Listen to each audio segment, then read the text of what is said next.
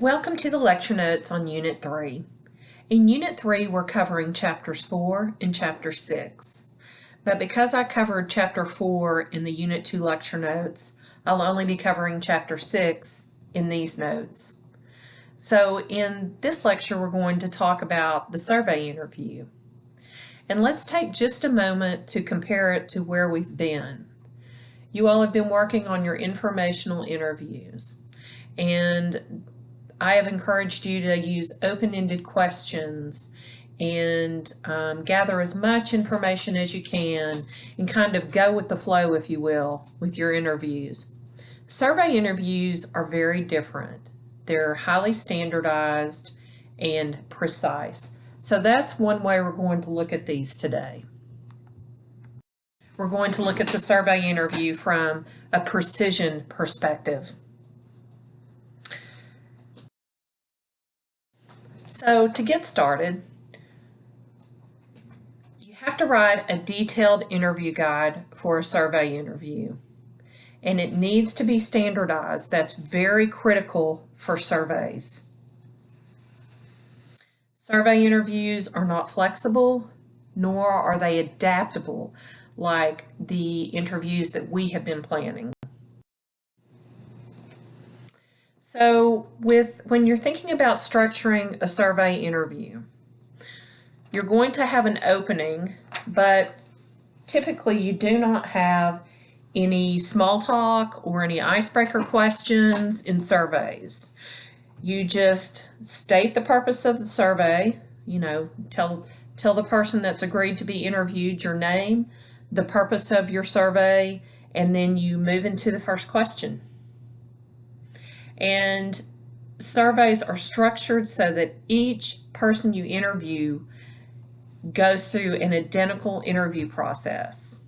So think about online surveys that you fill out. They're all identical, right? You don't get one set of questions and then another person get a different set of questions. No, they're all identical. This is what we're talking about. And each person who conducts an interview, a survey interview, reads the exact same opening. It is definitely a script in this case.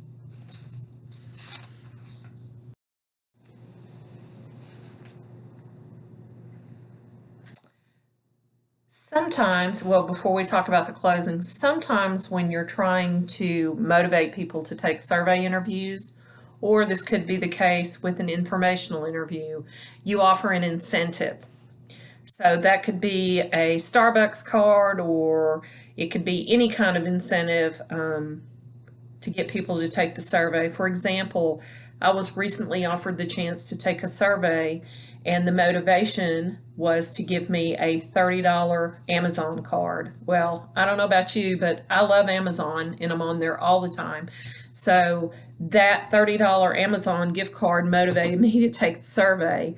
Sometimes that's what it takes, and that's okay, because you just, you need people to take the survey, and if you want to offer them a small gift like that, then you can. Now, the closing in a survey interview is very precise as well, just as the opening is. It needs to be brief and express appreciation for the time that the person took to complete the survey.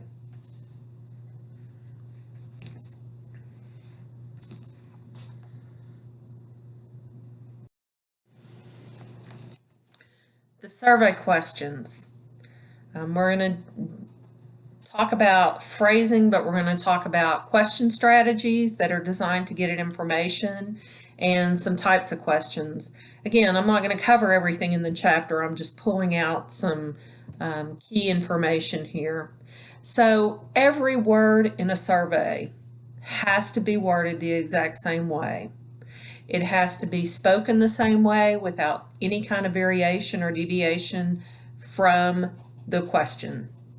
And you have to be, as an interviewer, when you're asking these survey questions, you have to be aware of the way that you also emphasize words. So when you're administering a survey, it's best to practice the questions several times before you actually speak them to the person that you're interviewing. That gives you a chance to see where maybe you're emphasizing words that shouldn't be emphasized, making sure you know what the meaning of the question is. You know how sometimes, I don't know about you, but I can read something or say it out loud, and at first the meaning doesn't quite strike me. I have to say it once or twice before I get it, before it makes sense. It's that sense making progress. It's the same process. It's the same thing here. You need to understand the questions that you're asking the people that are taking your survey. And you have to be careful of asking questions that are negatively phrased. I don't like these, and I typically don't use them on tests. That's kind of an aside, but negative questions are sometimes weird and they're hard to answer. They usually have the word not in the middle of them, N-O-T.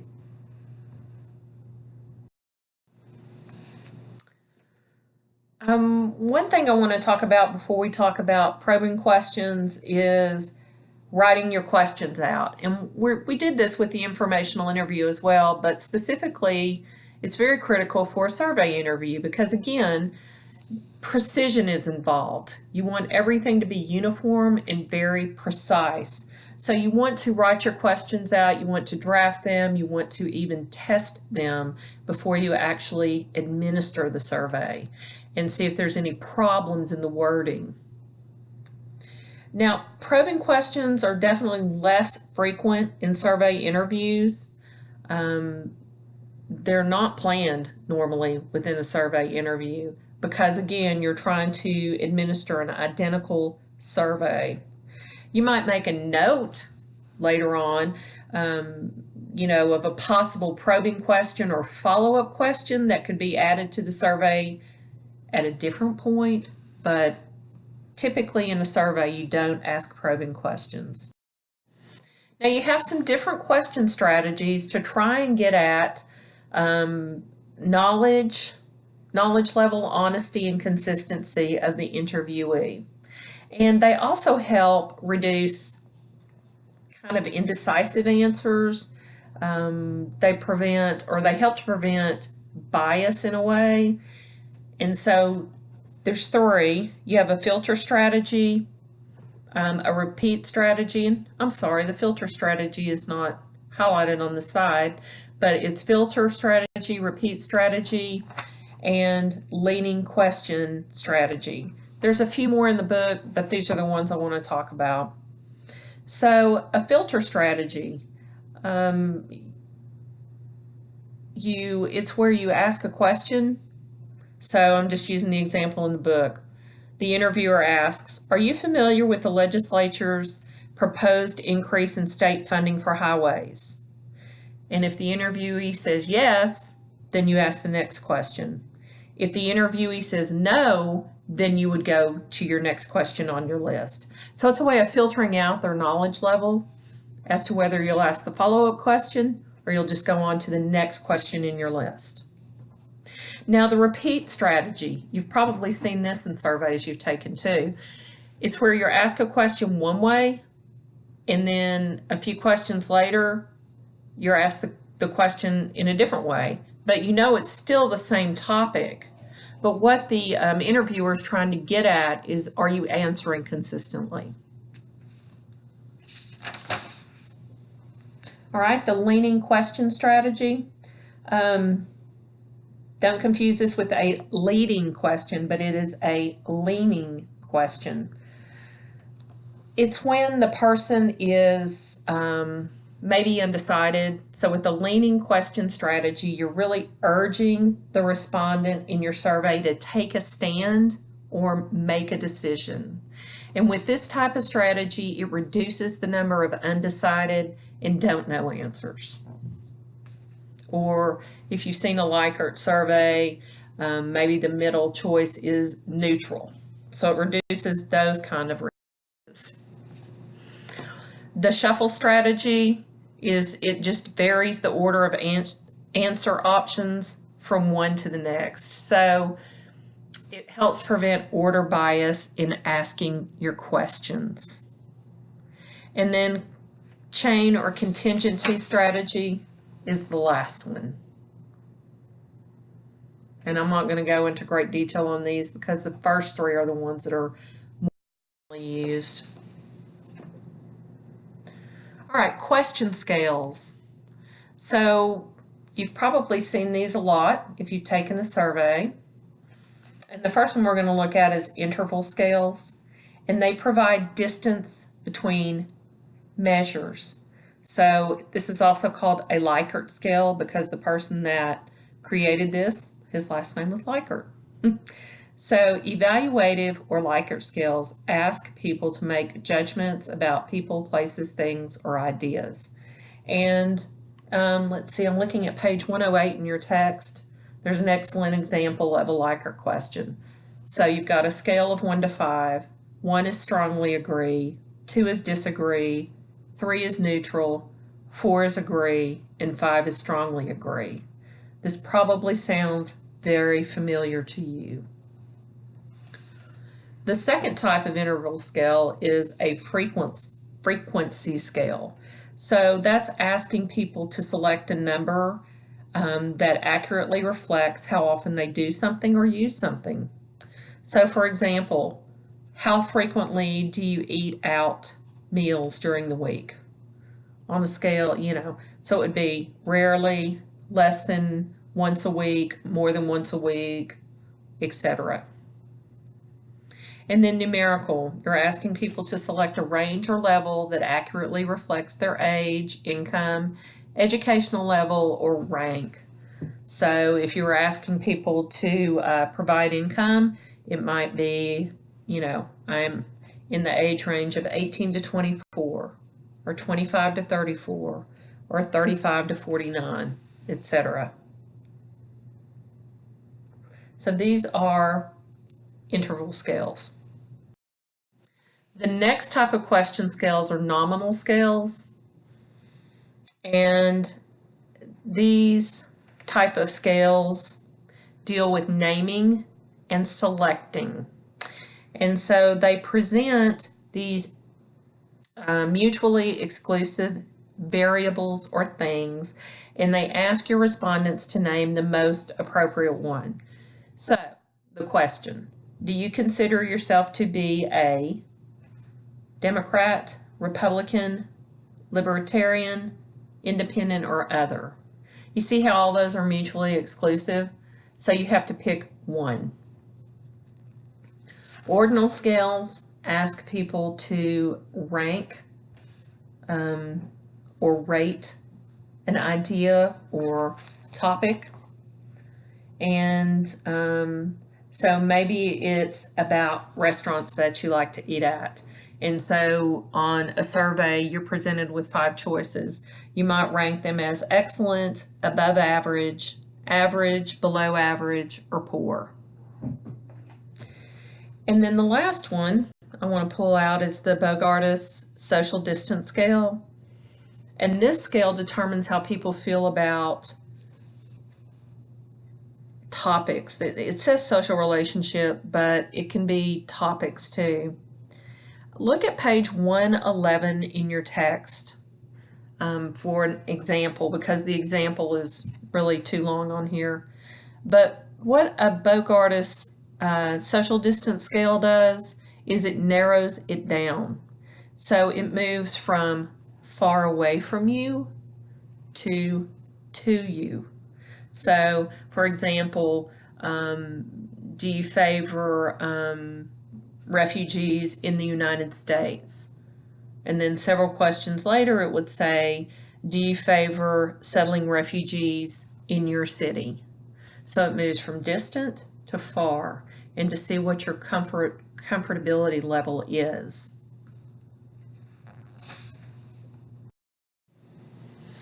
All right, so let's talk about sampling, or otherwise known as selecting interviewees for your surveys. So your population is your target group of people that you want to survey. And a sample is just a small part of that population. And the sample is the actual number of people interviewed. So you have several types of sampling, but we're going to look at random. Well, we'll probably look at all of them, but mostly random, stratified, and convenience. Random sampling is exactly as it says. It's random. So in some way, you're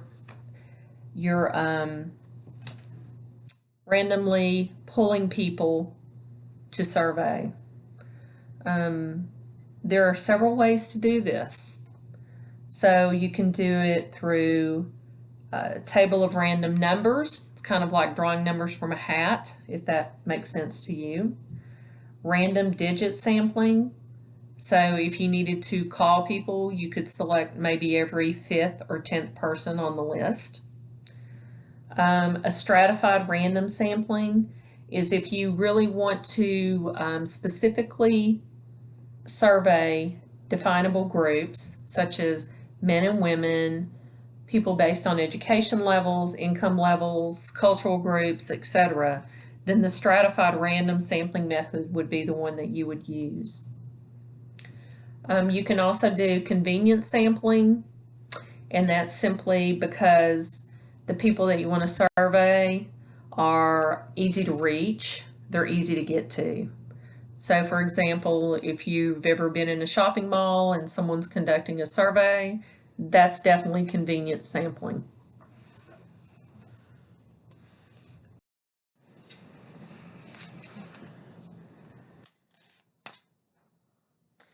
So another thing again to keep in mind is that you want to pre-test your interview with a portion of the sample of the population that you tend to survey.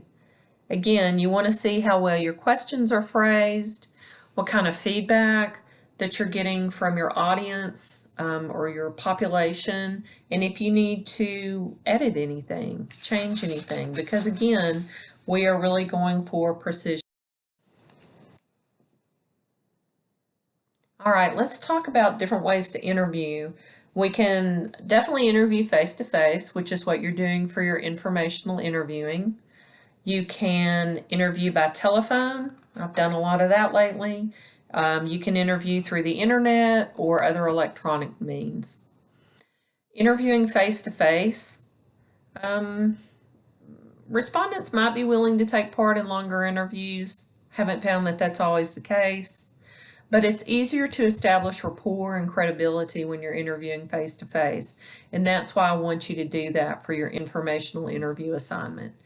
I want you to, look nice in your dress. I would say business casual. You can establish rapport through your eye contact, through your voice, and just who you are. And then it also enables you in a face-to-face interview to ask more questions and to ask those probing follow-up questions that you need to ask.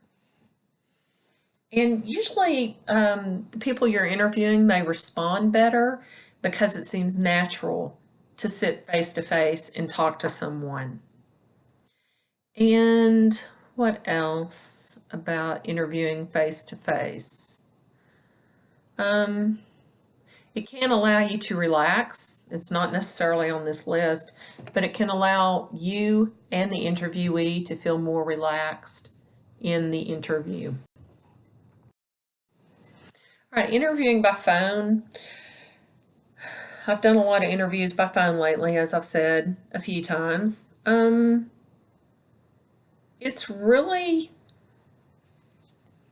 is different than face to face.